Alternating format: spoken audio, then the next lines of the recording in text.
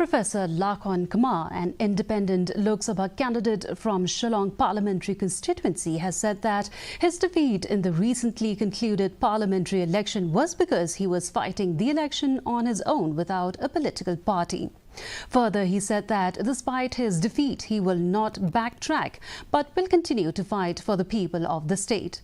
He sends his best wishes to the newly elected Shillong MP Dr. Ricky A.J. Singkon and hopes that he will speak on all the issues, including Nehu, in the parliament.